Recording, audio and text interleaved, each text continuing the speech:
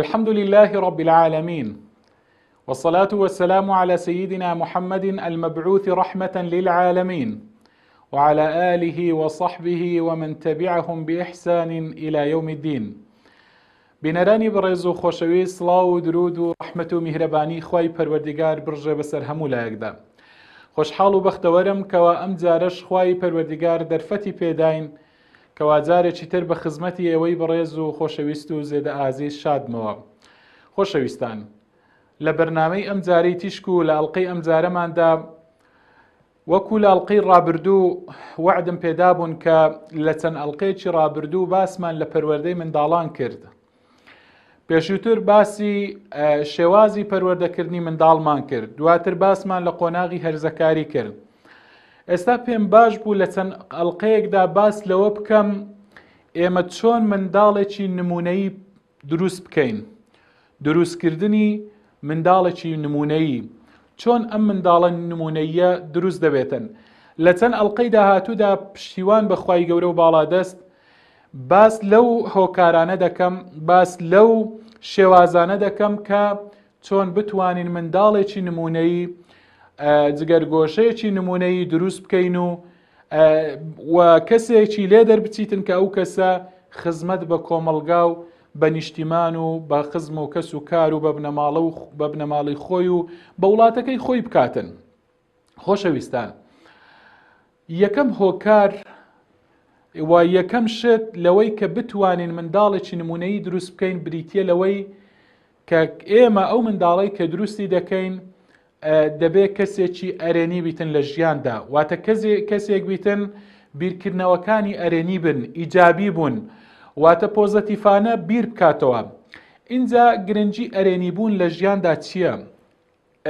ئەهەمیەت و گرنگی ئیجابی بوون لە ژیاندا چییە؟ بێگومان پێش ئەوەی ئێمە باس لەو هۆکارانە بکەین کە پێویستە جیلێکی ئیجابی دروست بکەین، طبعاً دروستکردنی ئەو نەوەیە ئەو نەوەی کە گرنگە نەوەیەک بێتن کەوا بە پۆزەتیفانە بە ئەرێنیانە بیرکاتەوە، ئێمە گرنگە لەگەڵ وشەی ئەرێنی بوون، لەگەڵ وشەی ئیجابی بوون ڕابوەستین، چەمکەکەی بزانین، گرنجەکەی پێش ئەوەی کە گرنجەکەی بزانین چەمکەکە بزانین. بێگومان ئەرێنی بوون واتە چالاک بوون، واتە بیرکردنەوەیەکی گەشتبینانە بە گەشتبینانە ڕوانینە ژیان. طبعاً ئێمە لە سەردەمێک دەژین خۆشەویستان کە ئەو سەردەمە واتاکانی سەلبی بوون، واتای نەرێنی بوون، واتای بێئومێد بوون، واتاکانی بێهیوابوون زۆر بەربڵاون لە ناو خەڵکدا. ڕۆژێک بەسەر ئێمە تێپەڕ ناکاتن ئیلا هەندێک نامەی سەلبی، هەندێک نامەی نەرێنی لە دەوروبەرمان پێمان دەگاتن. جا ئەم نامانە بەو جگەرگۆشانە چ لە ماڵەوە پێیان بگاتن یا چ لە کاردا پێیان بگاتن، چ لە قوتابخانەدا بیتن، ئەوەی لە هەمووان خەتەرترە، ئەوەی لە هەمووان مەترسیدارترە کە بەردەوام نامەی سەلبی، پەیامی سەلبی بوون، پەیامی نەرێنی بوون، پەیامی ڕەشبین بوون بە جگەرگۆش و بنەوەی ئێستامان دەبەخشێتن دەستگاکانی ڕاگەیاندنن. ئێمە طبعاً خەڵک هەمووی دەبینی ئەمڕۆکە لە کەش و هەوایەکی ڕەشبینانە بەردەوام دەژیتن. خەڵک بڵێن گلەی و گازندەی زۆر بوون، اعتراضاتی زۆر بوون، بەردەوام خەڵک دەبینی گلەیی دەکاتن. بۆیە ئەم گلەی و ئەمانەش دەبیتە هۆکاری چێ کەمبوونی بەرهەمهێنان و کێشەکان ڕۆژ بە ڕۆژ دەبینی کەڵەکە دەبن و کێشەکان زیاد دەبن.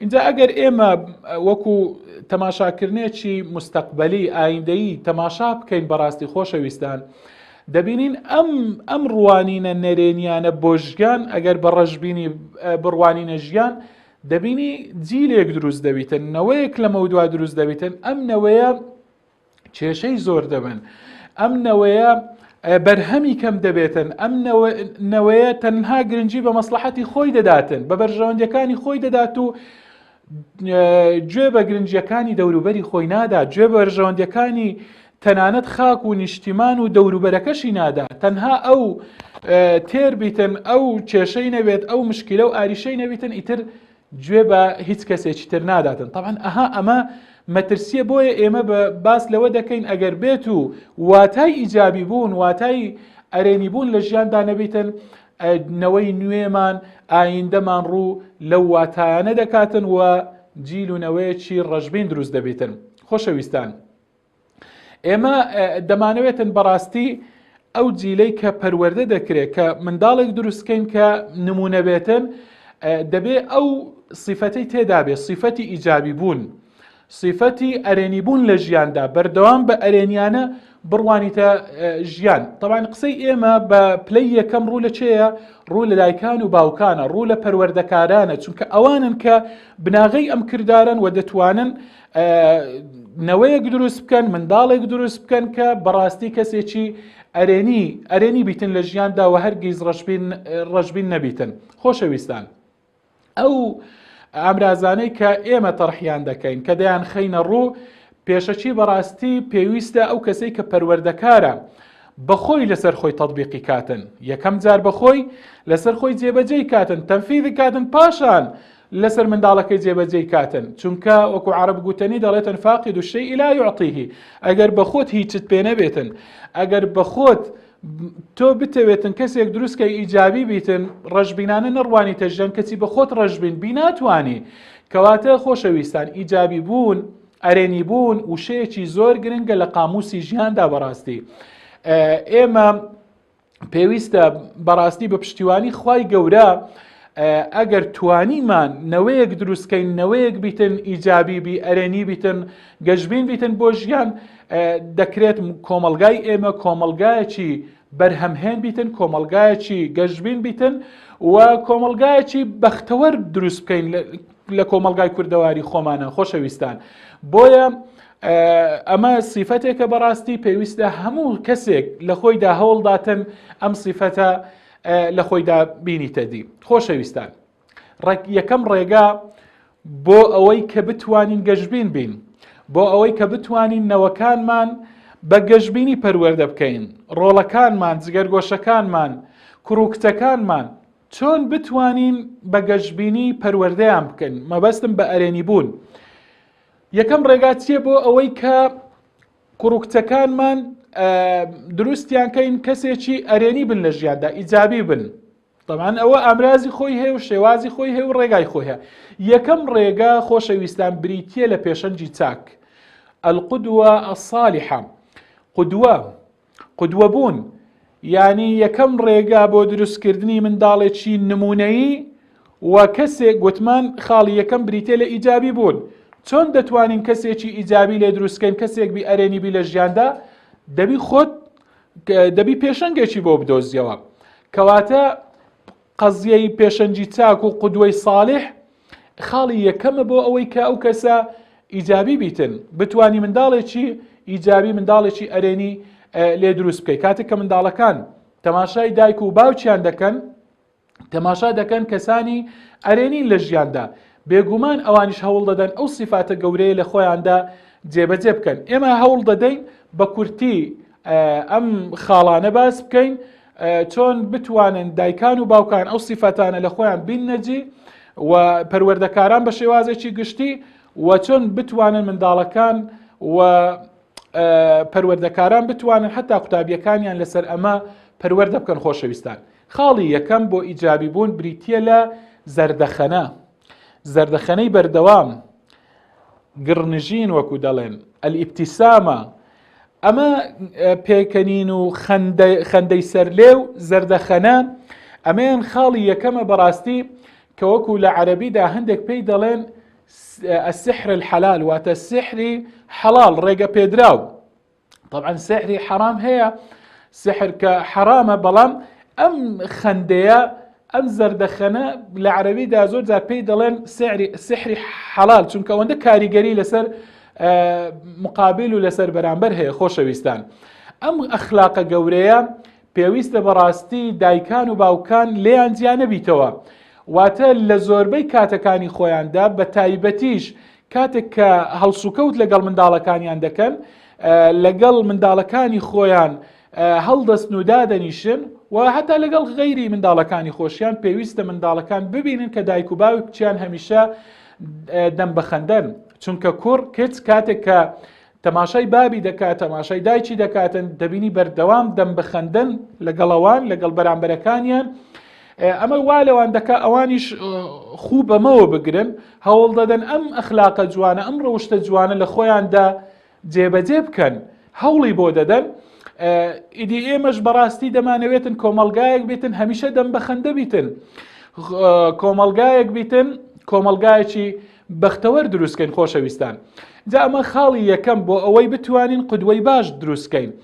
قودوەی باشمان ئەگەر دروست کرد گوتمان دەتوانین کەسێکی ئەرێنی دروستکەین. هەموو خاڵەکان بێکەوە گرێدراون. خاڵی دووەمیان خۆشەویستان بریتە لەوەی دایکان و باوکان پەروەردەکاران لەو دەستەواژانە دوورکەونەوە کە تاموبۆنی نەرێنیبوونی لێدێتن واتە شتی سەلبی زۆر گلەیکردن زۆر شکایەتکردن لە حاڵی خۆی لە ژیانی خۆی بە بەردەوامی ئەمەیان بەڕاستی وا لە منداڵ دەکاتن ئەو منداڵە بە بەردەوامی ئەویش ینی شکایەتی حاڵی بکاتن بەردەوام گلەی بکاتن گازندە بکاتن ینی هەر شتێکی زۆر سادە بێتە گۆڕێوای لێ دەکات کە هەمیشە دەم بە گلەیی بیتن دەم وەکو دەڵێن گازندە بکاتن. ئەم عیبارەتە سەلبیانە وا لە منداڵ دەکاتن کە کەسێک ینی تۆ دەبیە قودوەی ئەو لەم بوارەدا دەبیە پێشەنجی ئەو بە بوارە سەلبیەکەیدا. بۆیە پێویستە دایکان و باوکان پەروەردەکاران خۆیان لە دەستەواژەی نەرێنی دەستەواژەی شکایەتکردن و بەردەوام گازندەی حاڵی خۆکردن لەمانە بە دوور بگرن لای منداڵەکانیان. خاڵێکی تر خۆشەویستان بەڕاستی پێویستە دایکان و باوکان هەمیشە بە خۆیان گەشتبین بن بۆ ئەوەی ئەمە ڕنگ بداتەوە لەسەر چێ لەسەر منداڵەکان. واتە ئەگەر هات و دایکان و باوکان بەردەوام پشتیان بە خوای پەروەردگار بەست تەوەکولیان وەسەر خوای پەروەردگار بوو پشتیان بۆ هەموو شتەکان بۆ لای خوای پەروەردگار دەگەڕانەوە دەیانگوت ئەم کاروبارە بەخوا دەسپێرین. طبعاً پاش ئەو ئینسان ئەسبابەکان جێبەجێ دەکاتن لە ژیاندا زۆر هەوراز و نشێو دێتە ڕێی ئینسان کە زۆر شت هەیە بەدەستی ئینسانیە لە توانای مرۆڤدانیە ئینسان لەو حاڵەتانەدا کە لە جیاتی گلەی و گازاندەکردن بەخوای پەروەردگاری بسپێری واتە زۆر گازندە نەکەی لەو شتانی کە توانای تۆی تێدانیە توانای مرۆڤی تێدانیە. ئەمە وا دەکاتن و بە تایبەتی دایکان و باوکان پێویستە سوور بن لەسەر ئەو دەستەواژانە کە مای ئیجابین شتی ئەرێنین ینی تەشجیعی منداڵەکانیان بکەن هانیان دەن لەسەر شتی ئەرێنی بوون. ئەمە وا دەکات کە منداڵەکان زیاتر خۆیان ماندووکن زیاتر هەوڵ ینی چاو لە دایک و باوکانیان دەکەن. دەبینن لە ناخۆشیەکانیشداوە دایکان و باوکان پێشەنجیان لەم بوارەدا ئیدی کەسانی گەشتبینیان لێ دەردەچیتن منداڵەکان منداڵی نمونەی دەردەچێتن. بەڕاستی ئێمە باس لە منداڵێک دەکەین کە نمونە بێتن لە ناو منداڵان کەواتە هەوڵدەن ئەم خاڵە دایکان و باوکانی بەڕێز لە خۆتاندا جێبەجێ بکەن چونکە وەکو گوتمان ئەو خاڵانی ئێستا باسی دەکەین زیاتر پێویستە دایکان و باوکان لە خۆیاندا بین نەدی بۆ ئەوەی منداڵ چاویان لێ بکات و ئەوانیش وەکو ئەوان پەروەردە ببن و گەورە بن و وەکو نمونە دەربچن. دایکان و باوکانی بەڕێز خۆ جوانکردن و ڕازاندنەوە بە ئەخلاقی ئیسلامی بە ڕەوشتی جوانی مسلمانانە و ئیسلامیانە ئەمەیان خاڵێکی ترە کە پێویستە دایکان و باوکان پەروەردەکاران خۆیانی پێ بڕازێننەوە ینی بە تایبەتی لە بواری هەڵسوکەوتکردندا لە بواری معاملاتدا بۆ ئەوەی منداڵەکان چاویان لێ بکەن بۆ ئەوەی گەشتبین بن منداڵەکان بۆ ئەوەی ئەرێنی بن کەسانی ئەرێنی بن بە تایبەتیش لە بەرامبەری منداڵدا تۆ تەعامل لەگەڵ هەر کەسێک دەکەی بە ئەخلاقی ئیسلامیانە تەعامل بکەم. واتە بۆ نمونە کاتێک کە منداڵەکەت لەلاتە چۆن پیشانی بدە بە عەمەلی چۆن تۆ تەعامل و هەڵسوکەوت بۆ نمونە لەگەڵ خەیاتێک دەکەی کاتێک کە دەچی جلەکانت دەدووری چۆن تەعاملت لەگەڵ کەسێکی فرۆشیار دەکەی واتە لە مارکێتێکە لە دوکانێکە چۆن هەڵسوکەوت و کڕین و فرۆشتن کاتێک کە تۆ شتێک دەفرۆشی چۆن مامەڵە دەکەی کاتێک تۆ تەنانەت لەگەڵ بۆ نمونە لەگەڵ فەراشێکدا ئەگەر مامۆستای هەڵسوکەوت دەکەی ینی لە هەموو بوارەکانی ژیاندا گرنگە تۆ بە عەمەلی فێری منداڵەکەت بکەیت کە هەڵسوکەوتی ئیسلامیانە ئەخلاقی جوانی ئیسلامیانە مسلمانانە پیشانی منداڵەکەت بدەیت بۆ ئەوەی منداڵەکەشت پێشەنگێکی چاک ببینیت و بۆ ئەوەی ئیجابیانە ینی وەکو دەڵم بە نمونە دەربچێتن بۆ ئەوەی نمونەی جوانی ئەگەردی بە عەمەلی شتەکانی ئیدی خۆشی بێگومان بکە نمونەی دەبێتن. خۆشەویستان خاڵێکی تر و کۆتایی کە بەڕاستی زۆر گرنگە بەنسبەت دایکان و باوکان ئەوەیە مەسەلەی گرنجیدان بە عیبادەتەکان، واتە دایکان و باوکان گرنگە کە لەو بوارەدا پێشەنگ بن، بە تایبەتی گرنجیدان بە نوێژەکان، گرنجیدان بە قورئان خوێندن، گرنجیدان بە ئەذکارەکانی بەیانیان و ئێواران و شەوان و هەموو بوارەکان ئەکەواتە ئەوانە وەسائیل و ئامرازی گرنگن کە دایکان و باوکان پیشانی منداڵەکانیان بدەن و ببنە قودوە و پێشەنگی چاک بۆ منداڵەکانیان. خۆشەویستان، طبعاً قودوە پێشەنگبوونی چاک، قودوەی ساڵح ئەوەیە پێویستێک کۆمەڵێک صفات لە دایکان و باوکاندا هەبێت. ئەو صفاتانە لە خۆتاندا بینەدی بۆ ئەوەی ببنە پێشەنگی چاک. یەک لە صفاتەکان بریتیە لە ئارامگری، یعنی مڕەبی ئەو کەسێک کە قودوە و پێشەنگی چاکە پێویستە کەسێکی ئارامگر بی، کەسێکی نەرمونیان بیتن. ئەو خاڵی یەکەم. دووەم وەکو گوتم نەرمونیانی. خاڵی دووەم ئارامگری، پێویستە کەسێکی ئارامگر بی و سەبری هەبیتن. خۆشەویستان، هەروەها پێویستە ڕێنماییەکانی بە شێوازێکی هادیئانە و لەسەر خۆیانە بیتن. خاڵی چارەم خۆشەویستان، پێویستە لە مەسەلەی پێشەنگبووندا ئەو سیفەتە دایکان و باوکان لە خۆیان بین نەزیێویش بریتێ لەوەی کە ڕق و کاتێک کە هەڵچوون تووشی هەڵچوون دەبن، شتێکی نامۆ دەبینن لای منداڵەکان کە دەکرێتن، فێر بن چۆن هەڵچوونەکانی خۆیان بمشن، واتە سەیتەڕە بکەن بەسەر هەڵچوونەکانی خۆتان، بەسەر تووڕەبوونی خۆتاندا. فێر بن.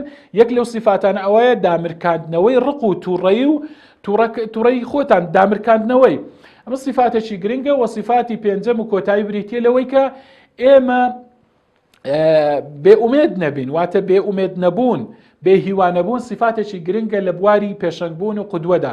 بۆیە خوای پەروەردگار دەفەرمی یا ئەیها الذین آمنوا لم تقولون ما لا تفعلون كبر مقتا عند الله أن تقولوا ما لا تفعلون. ئەی ئیمانداران، بۆ ئێوە شتێک دەڵێن کە بە خۆتان کاری پێ ناکەن. کەواتە ئێمە کاتێک شتێک دەڵێن پێویستە کاتێک کە دەمانەوێت منداڵەکەمان لەسەر ئەم ڕەوشتانە پەروەردەکەین، لەسەر ئەم صفاتانە پەروەردەیانکەین، پێویستە پێشەچی لە خۆماندا بیتەدی، پێویستە پێشەچی خۆمان بەو صفاتانە بڕازێنینەوە بۆ ئەوەی منداڵەکانیش پەروەردە بن. واتە دایکان و باوکان پێویستە پێشەچی عیبەکانی خۆیان چاک بکەن بۆ ئەوەی بتوانن منداڵەکانیشیان گۆڕانکاریان تێدا بکەن.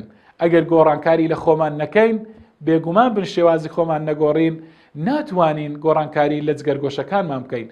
قسەی کۆتایی و ئەخیرم بەو قسەی ئەو بەوتەی شاعیر دەینم. شاعیر لە شعرێکیدا دەڵێ یا أيها الرجل المعلم غيره هلا لنفسك كان ذا التعليم. دەفەرمین تصف الدواء لذي السقام ذي الضنا كيما يصح به وأنت سقيم. دەفەرمید ئەی ئەو کەسەی، ئەی ئەو مامۆستایی کە غەیری خۆت فێر دەکەی، ئایا ئەم فێرکردنەی کە غەیری خۆت فێر دەکەی خۆت فێر کردووە؟ تۆ دەرمان بۆ غەیری خۆت دەنووسی لە کاتێکدا بۆ ئەوەی ئەو نەخۆشە پێچاک بیتەوە لە کاتێکدا خۆشت هەمان نەخۆشیت هەیە. ئیدی شعرەکەی شاعیر دوور و درێژە، ماوەی بەرنامە کۆتایی پێهات لێرەدا، ناتوانم زیاتر لە خزمەتتاندا بم تا ئەڵقەیەکی تر و ڕۆژێکی تری نوێ لە ڕۆژەکانی ژیان و لە ئەڵقەکانی بەرنامەی تشک بە خزمەتی ئێوەی بەڕێز و خۆشەویست شادەبمەوە. درێژە بەم بابەتە دەدەین، باس لەوە دەکەین چۆن منداڵێکی ئیجابی دروستکەین. خاڵی یەکەممان باسکرد، لەبیرتان نەچی باسمان لە پێشەنگبوون کرد، خاڵی یەکەمە بۆی منداڵێکی ئیجابی ئەرێنی دروستکەین. لە ئەڵقەی داهاتوو باس لە خاڵێکی تر دەکەین بۆ ئەوی منداڵ چۆن ئیجابی بیتن. تا ئەو کات لێرەدا بخوای گەورە و باڵا دەستان دەسپێرم. خواتان لەگەڵ، وەسەلام عەلەیکم وەڕەحمەتوڵڵاهی وبەڕەکاتوه.